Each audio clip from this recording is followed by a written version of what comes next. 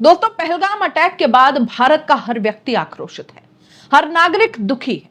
पीड़ित परिवारों के साथ और घायलों के साथ पूरा भारत एकजुट होकर खड़ा है।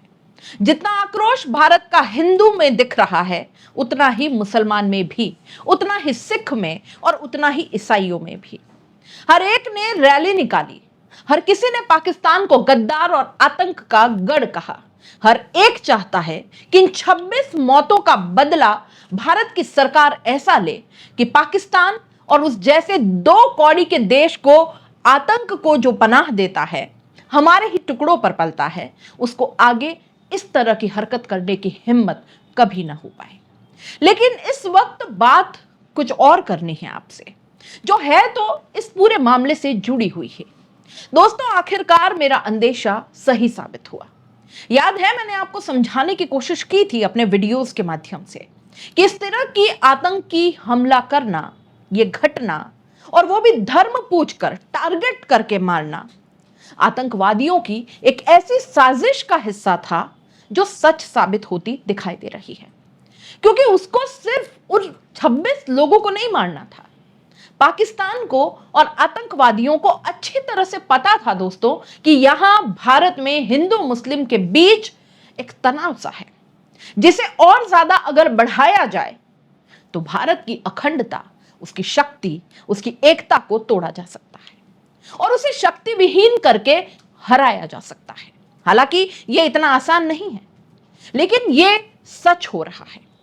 देश के अंदर मुसलमानों पर इस अटैक की खींच निकाली जा रही है। राजस्थान के उदयपुर में एक ऐसा ही मामला देखने में आया है, जब रात 10 बजे अलीपुरा की ओर जाते हुए मौलाना मुस्तकिम रजा अपने घर की ओर लौट रहे थे।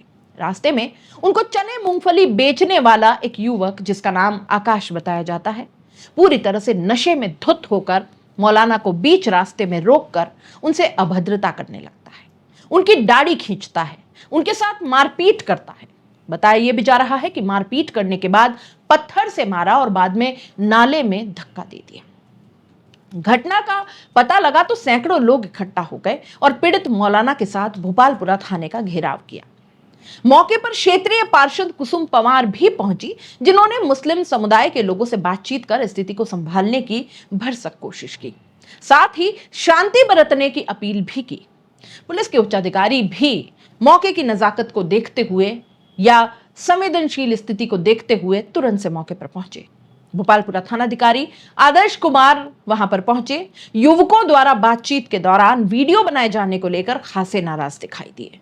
उनसे मोबाइल को बंद करने को कहा और नहीं करने पर थानाधिकारी हत्थे से उखड़ते हुए मोबाइल खींचते हुए या छीनते हुए भी दिखाई दिए।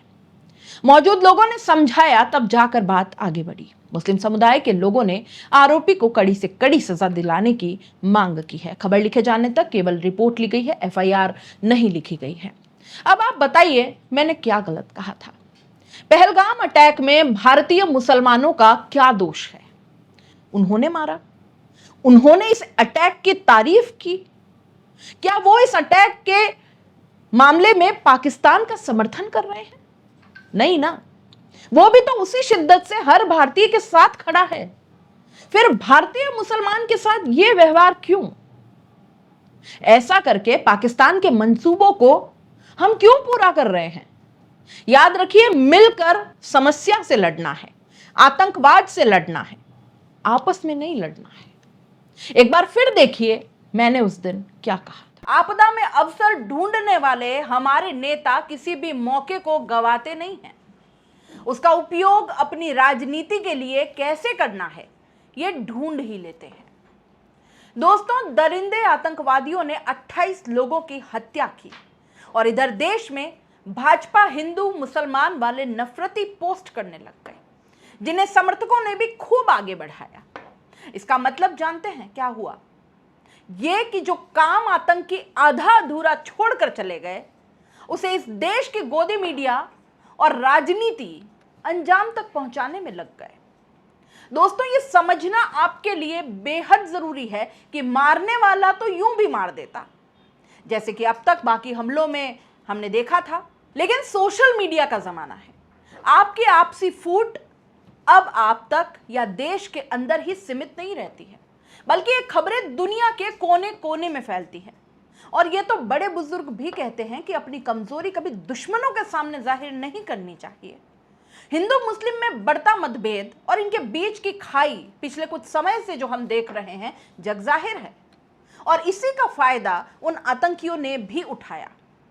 आतंकियों ने धर्म पूछकर मारा ही इसलिए क्योंकि उनको सिर्फ 28 लोगों की जान नहीं लेनी थी, बल्कि बाकी के जो 150 करोड़ लोग हैं ना दोस्तों भारत के, उनके बीच नफरत की खाई खोद दी थी। आधा काम पाकिस्तान से आए उन दरिंदों आतंकी कुत्तों ने कर दिया और बाकी का आधा काम गोदी मीडिया और भाजपा कर रही है। अब आपके मन में सवाल आना बंद हो गए हैं, सवाल पूछना हम बंद हो गए हैं।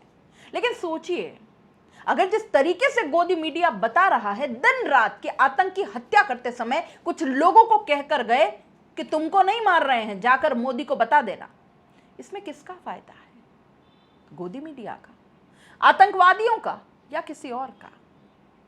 असली खेल तो यही है दोस्तों, धर्म देखकर मारा। इसे प्रचारित करने में किसका फायदा है? सोचिए।